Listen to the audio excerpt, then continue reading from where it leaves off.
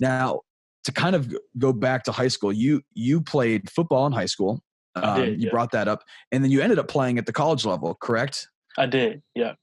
I played the first half of my sophomore year, which would be this school year, and then I decided to call it quits with football, earlier this year. So, what did that feel like? That was one of the most important decisions that I've ever made in my life. And I realized, weeks after that was probably one of the best decisions that I'd ever made in my life. But once I realized that it's something that I can do on my own, that I can become an entrepreneur, and that I have this gift that I can cultivate through my college experience, I started to take it a lot more seriously. And it was one of those things where my love for football started to decrease, but, my love for speaking started to increase at the same time. I wasn't one of those athletes that just played football and went to class. Like, I was always somebody, working on a speaking business. Tending to my residents as a resident assistant in school. It's just all of these different things that I was more invested in than football. And to add to that point a little bit more, I'd never played a single snap of college football. I rode the bench my entire freshman year.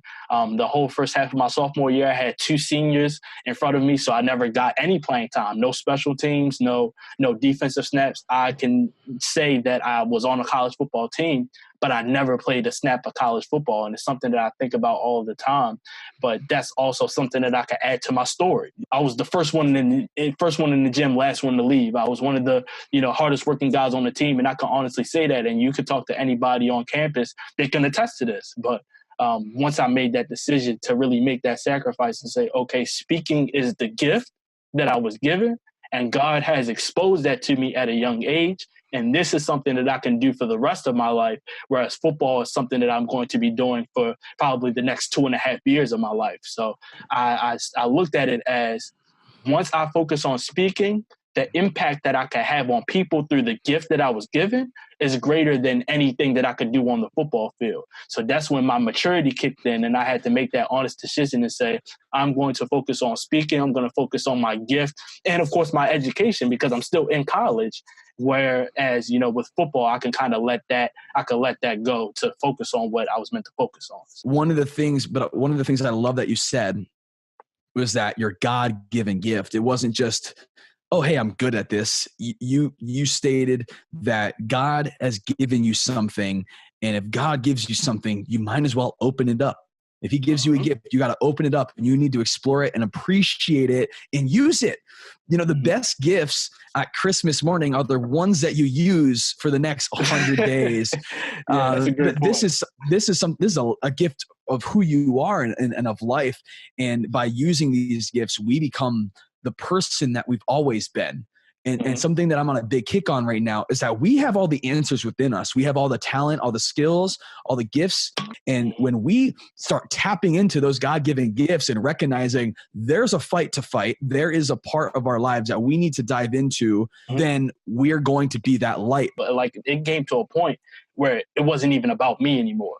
I would be getting the DMs and I'll be getting the text messages saying, Jordan, that video, that really helped me get back on track. Or that thing that you told me last Monday, remember when you motivated me and you told me to do this thing? I actually did that. Or it was some form of some example to that I was impacting people through the thing that I was doing. So that let me know that this isn't just something that I'm good at. This isn't just a hobby, but I'm actually helping people improve. And like you said, people are looking at, the story. People are looking at what I've been through, and my life is a living testament to what God can do. So again, it wasn't even about me at that point.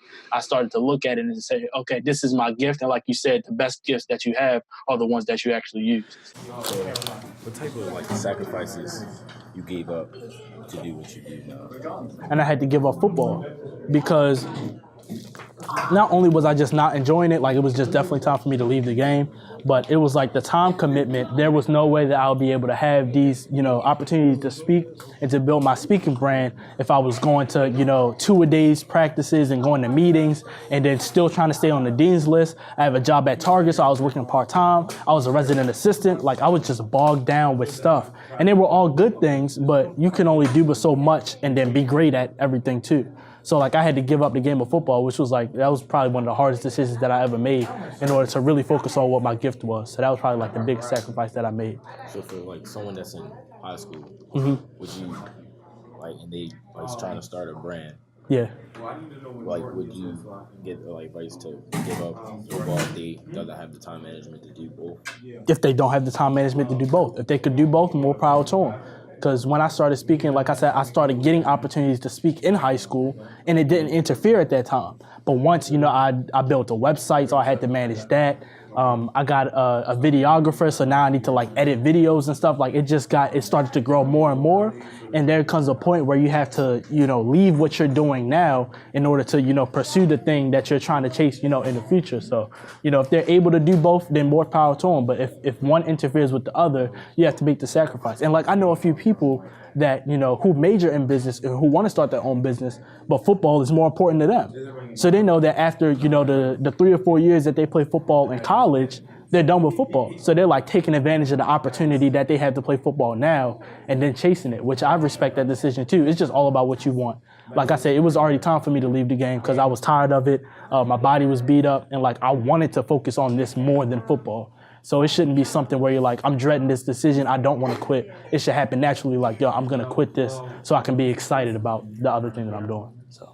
There are guys who play college sports and they know they aren't going to the league, which means that they are playing the game to have fun or they're playing it for the experience, right? Now understand that there are a lot of lessons that you learn from the game. Of course, the connections that you make, the brotherhood, the people that you meet and things like that, the personal traits that you develop. But there are some guys who play that are one-dimensional in that, meaning that you might have fun on the football field or you might be putting up stats on the court, but you have a 2.2 GPA when you really should have at least a 3.2 GPA to go into the kinesiology field or a 3.5 GPA to go into the sports management field or whatever career path you want to pursue that is extremely competitive at the next level. Now, the effort that you learn from the game, the work ethic that you learn from the game, like the attention to detail that you put into it, it has to be transferable to everything that you do and not just the athletic field.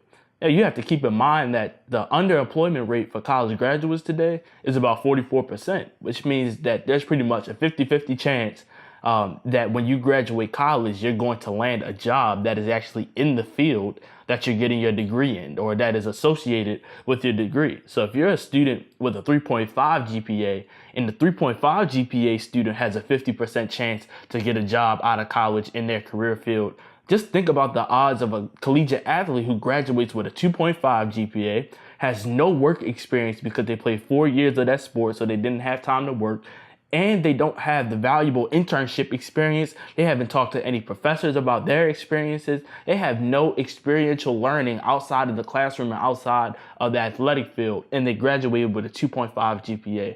Think about the odds for that athlete, right? And I commend the athletes who are out here doing both. You feel me? I was one of those athletes. When I played, I had a 3.7 GPA when I played college football through the year and a half that I played. And, I commend the guys that are playing ball. They have the grades and, they're doing all of the extra stuff, going above and beyond, whether that's building a business. I know guys that have a business on the side and they're a collegiate athlete, the guys who are going to the internship fairs, the guys that are going to the job fairs, the guys that are doing both and are really, taking control of their academic future in their career, right? But for those who aren't doing that, if you haven't built anything except for some stats on the football field or being the man on campus for a few years, then you have some serious thinking and consideration to do. Because playing that sport for 4 years and choosing the investment of athletics over the investment in education, that might change the entire course of your life.